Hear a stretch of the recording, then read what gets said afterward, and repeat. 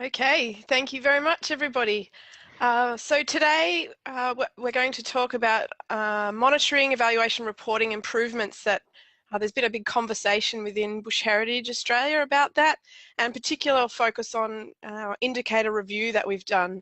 And I want to point out this is very much a team effort, and Claire there is on hand to answer any tricky questions. So make sure you think of some good ones, some doozies. So I'll just give you a quick bit of background. Bush Heritage is a national or Australian wide not-for-profit conservation organisation, and we get the majority of our funding through donations from the public. We have a two-pronged approach to conservation. We either purchase properties in significant areas, ecologically significant places, or we partner up with other landholders or natural resource management groups, other NGOs to work on conservation projects together. And so we've got 44 properties now all over Australia, and we're really growing as an organisation. So my role, I am a regional ecologist. I'm based in Perth in Western Australia, down here, if you can see my mouse. Yep. And I am in charge of looking after the ecological program for 3 of our properties. So if you can see over here, there's Hamlin Reserve, Miradi Reserve, and Charles Darwin Reserve. And I also work in partnership with some Aboriginal people, the Burley-Brew traditional owners, with a two-way science project where we support their fantastic on-ground work. So that's my sort of area where I'm focused, and I'm in charge of developing the monitoring program that we do there in these places, well, particularly the properties. The partnership is a little different. It's more about supporting, but for the properties, it's about, my role is about developing the monitoring program, facilitating research. It's communicating, engaging with the community, and sharing our wins, our conservation wins. Also talking to, fundraising is a part of my role, so it's quite a varied and busy role, but it's really wonderful job. I'm really excited to be part of Bush Heritage and be able to do this great work. So Bush Heritage uses Miradi in quite a comprehensive way. We use it for our planning, as you might imagine, so development of vision, targets, threats, strategies. But we also use it for our work planning, so we can allocate time to different strategies and activities throughout the year, different staff. It's also, Miradi is how it's intricately linked with our financial systems, so that, again, the resourcing of staff time and funds are all linked in with the plan itself. We also do progress reporting within Miradi against activities, and also putting in measures against indicators, and I'll talk about that a bit later. We also use it for reporting, so extracting trends on how the health of our targets are going. We use that in our annual reports, for example, and other communication tools to attract funding and make sure people know the good work that we're doing. And so lately, Bush Heritage has been having this conversation about monitoring and how we can improve and what we could be doing better. And really out of that conversation came 3 key things. What does Bush Heritage want from monitoring? First one, we want to improve the efficiency and effectiveness of our on-ground work through, because we've got really good decisions based on really good information. So it's not just ecological data, it's all sorts of information. We want to be really making good choices about our on-ground work. We want to be able to really demonstrate that and show our funders and potential donors and have conversations about our work and sort of be able to illustrate the good work we're doing. We want to improve that. And we also want to reduce our monitoring workloads so that we are really just capturing the information we need. Again, it's about that efficiency and really being smart about the information that we collect. So one thing we've been doing is we had an indicator review, and I see Matt Appleby's on the line. He's another one of the ecologists for Bush Heritage, so he was part of this work. Absolutely, this was again a team effort. So there were ecologists and planners, so Claire and Annette were also part of this process. So just a quick reminder, we all know, but an indicator is a measurable entity related to a specific information need, such as a status of a target, change in a threat, or progress towards an objective. So what we did, you know, the aim of the indicator review really was to make sure we're monitoring what matters most and really be smart, as I said, efficient and clever about the information we collect. With Annette and Claire's help, we extracted all the indicators we had on any of our Miradi files from projects and partnerships, and we had over 1,000 of them. And that a lot of them, when you start looking at them, were quite similar or raised questions about what their value or at what point in the planning process they would be relevant. So we started to look in more detail at these indicators and identify some of the commonalities and where as I say, where they fit into the planning and implementation process. And we really wanted to think about the structure of them and how we could be a bit more consistent. And so we can then start telling stories across different plans, across different regions, and also nationally. You know, if we have similar terminology and tighten up the types of information we're collecting, we can start to tell a story at a much greater scale, which is quite exciting. So basically, as a result of that process, of that review, we came up with 3 types of indicators, and I understand there's other people out there have sort of thought about these things and have slightly different terminology, but I think the principle's the same. It's really quite straightforward. The first question we want to know is how much effort are we putting in to activities on the ground? And so that ties in with your results chain and your intermediate results. How much effort are we putting in to those activities? And the types of indicators that you would measure for that, we're going to call output indicators. So that's about effort, capturing that effort. The next one is, has the threat reduced? And that falls into your results chain with the threat reduction results targets. And they're about outcome indicators. So for example, how much effort did you put into controlling rabbits is your output indicators, and are there actually less rabbits as a result would be an outcome indicator. And so the third type, of course, is one that we're as an ecologist, more familiar with and have certainly thought a lot about, and that's how we're going to measure whether the health of our target has been maintained or improved in accordance with our goals, and there are impact indicators. So now we've got these 3 different types, and we can use results chains to help us identify when that information needs to be collected and how it logically fits into our management planning process. So this next one's a little conceptual. Go with me. I whipped it up last night, but just hang in there. So basically, you've got your same colors here. You've got your outputs, your outcomes, and your impacts. And this would be the ideal scenario here. So you're putting in not very much effort. You're getting a really great reduction in your threat, and as a consequence, you're getting a really great improvement in your target health. So that would be the ideal scenario. Over here is not so good. You're putting in a huge amount of effort. You're actually not making much of a difference to your threat, and you're actually not really improving the health of your target. So that'd be the one we're trying to avoid. And then, you know, by collecting those 3 bits of information, you really can start to think more about where you are on these different scales for a particular strategy.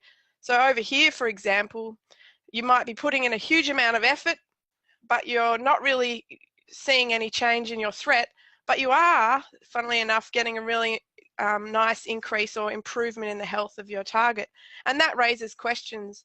It could be that you're not measuring your threat very well. It could be that you just have to put that effort in to get a tiny improvement, but there's some sort of threshold trigger that increases the health. So that's okay, and you might be okay with that.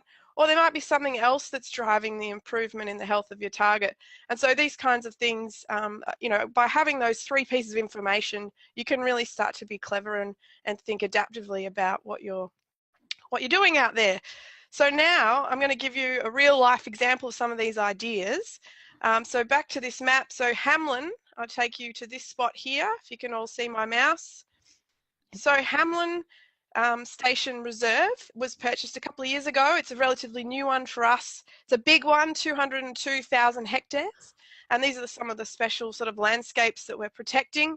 And this is the Hamlin team here. This is the Hamlin skink, which is found only at Hamlin Station Reserve and a little bit to the south. So really endemic species, big responsibility to make sure we're looking after it and doing the best we can.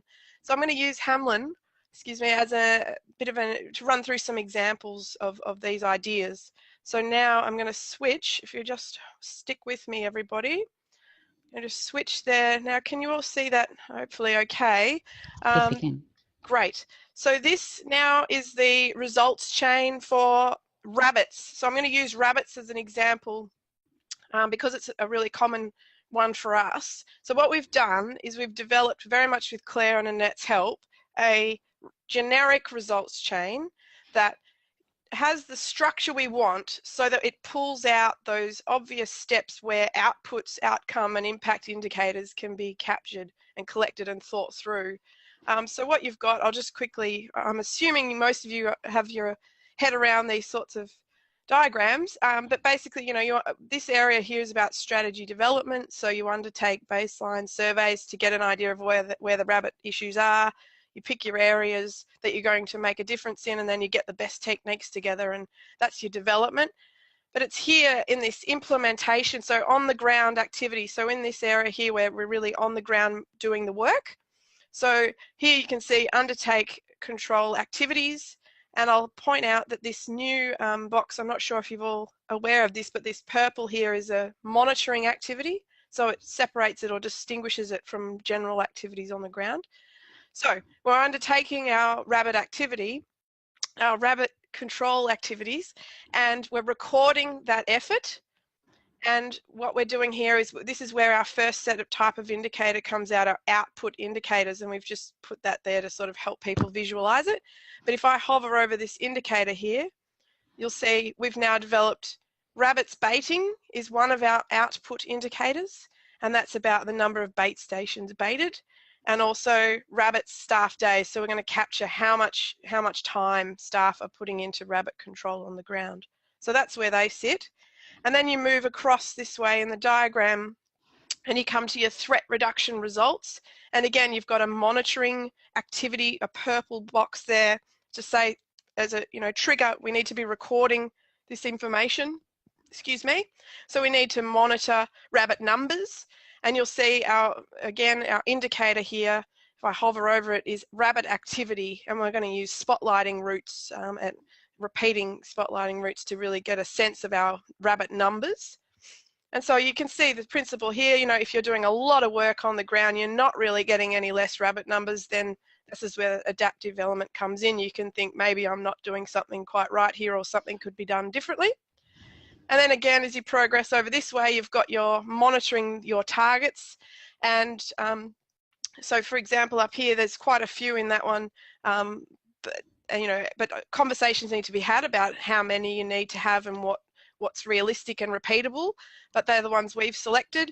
And again, if you're not getting any improvement, then that adaptive element comes in again. And so you can see outputs are at this sort of phase, or the implementation. Outcome indicators are where you're starting to really measure whether it's made a difference to the threat, and then impacts over here.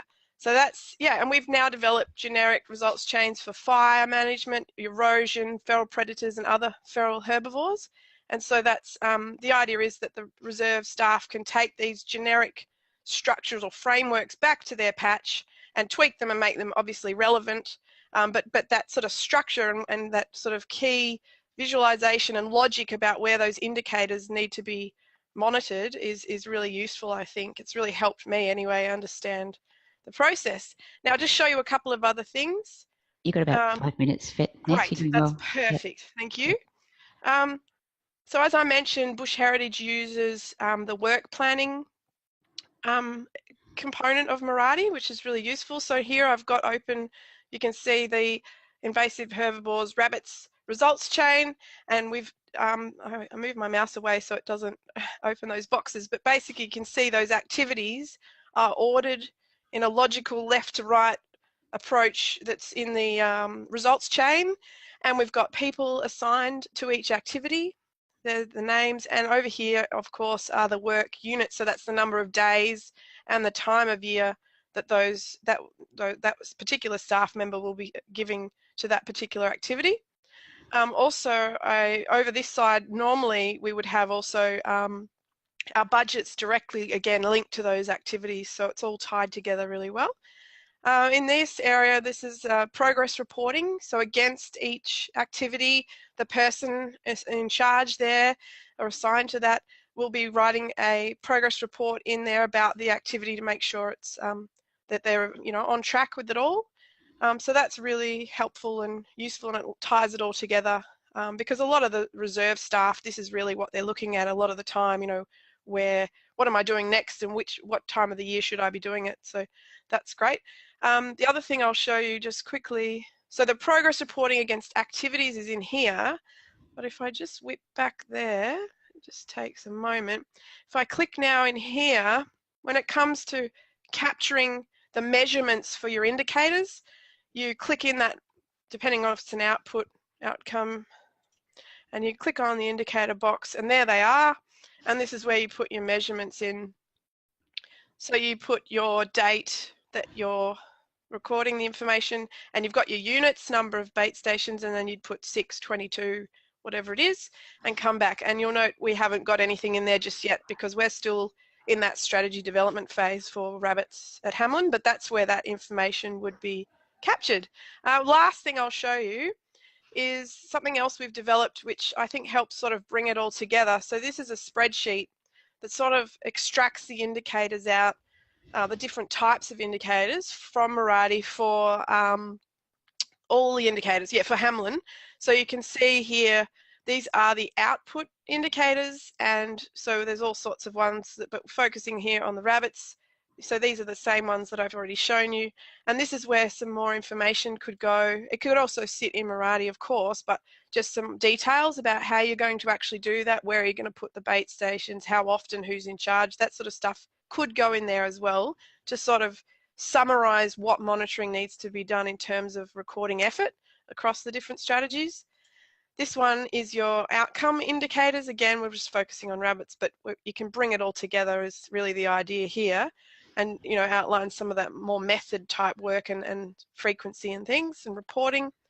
And obviously, as I said, as an ecologist, a lot of attention has gone into this element, sort of measuring the health of your targets. So these are our targets, and we've really thought through what we're going to measure there and how. And if I scroll across, there's information on the method type, who's the manager, who is actually doing the work, how often, all that sort of thing. So yeah, that's sort of summarizing it all in one place, and I find that quite useful. I'll just finish up on one more slide here. I think this sort of process has really helped, has really helped us to ask some really good questions about, what indicators we've got. Are they useful? Are they easy to measure? That's been really helpful for us. But also, as you go through that indicator review, it'll allow us to ask those questions about effort. Is it appropriate, the amount of effort? Are we getting an acceptable outcome in proportion to that effort?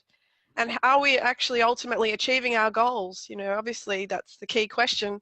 Are our monitoring methods sustainable, repeatable, and able to give us the information we need in terms of those different elements? And then of course that adaptive element also really comes out about rethinking what we're doing. By tidying up our indicators and clearly our monitoring system, we're really able to think about some of those other big questions that we all want to know the answer to. So I'll just finish up on this. I love this picture. This is Hamlin. So these are eucalypt trees here, and these circles are old spinifex, which is a type of grass over here. And when they get really old, the center dies out and they become rings. So this is absolute prime Hamlin skink country, and so this is it's really important that we protect this kind of area. But again, I just want to say thanks for the opportunity to speak, and I really do, it's a team effort with Matt on the line and Alex in our Queensland office, and Annette and Claire have all been part of this, and it's been really useful, I think, and it'll improve our systems across the organisation. So thank you. Cool, thanks Ness, that's great. We've got a few more minutes before we need to move on to the next agenda item, so wondering if anyone's got any questions. If you hover over the screen at the bottom or the top, you should see a Q&A box where you can type in a question. I'm not seeing any there just yet, but go for it if you've got some questions or you want to know a bit more about something. But while folks are maybe doing that, any of the panelists, Dan or Brian, have you got any questions for Vanessa to keep the conversation happening? This is Dan. I found the classification really helpful, and I think it points to an opportunity for us to share the kind of classification taxonomies that we're coming up with. And it's going to broaden our ability to share lessons learned and best practices. And really, as you said, Vanessa, really looking for those opportunities to gather better information with less time. And I think we're experimenting in lots of different places, and there's a lot of opportunity to improve upon current practices. Yeah, and it sort of feeds into a bit about the reporting that's coming up. That spreadsheet that Vanessa's using is terrific. It puts all the information in one place. But right now that's getting compiled manually. Most of the information's in Miradi, but getting it out into some sort of simple format that people can use to help manage their work is not there just yet. But that kind of real world use of data really helps to define what format of reports we need to be able to get out of the system once we've got the data in there. Hi, this is Brian. Vanessa, I'm curious what kind of effort it took to catalog all of the indicators and then prioritize them. Was that a 1 month process, a 3 month process? Claire, do you want to take it? Go on, Claire. Oh, hello. Hi, everyone. It's Claire here. I'm just in Melbourne. Look, we started the process at the start of last year. So, and I mean, it didn't take that long because it was a very laborious process. It just getting people's time, and we flew in the ecologists to have a couple of day face-to-face meetings to kind of look through how we were going to use the taxonomies and the different naming kind of conventions. So I think, I mean, if you think about it in terms of the block of time, it was probably a couple of months, but we already had a pretty good idea about what we wanted to monitor. It was just that we were naming things, the same kind of things in different ways. So it was also about getting those generic kind of naming conventions as well. So, so there's a question there in the Q&A box. I don't know, Vanessa, if you can see that from Anita I guess you're in Brazil, Anita. Yeah, how much effort is going into put the monitoring in place for the strategy?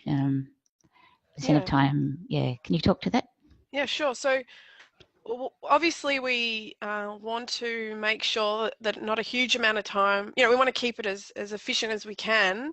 And one way we're also, I should have mentioned probably, is we're working on digital data capture so that we have an iPad or another type tablet with an app with forms on it that helps you collect the data really easily, particularly about effort. It should be really easy, those output indicators, to just capture them really easily. And it depends on terms of monitoring. It is a large part of what we do, but what we try to do is the monitoring, for example, the spotlighting, or we use camera traps, is giving us information not just about rabbits but about other threats or other targets that we're interested in. So we're trying to be really smart about using the use of our time and methods that capture in a range of indicators for us. So yeah, I hope that sort of answers the question. Yeah, that's great, thanks.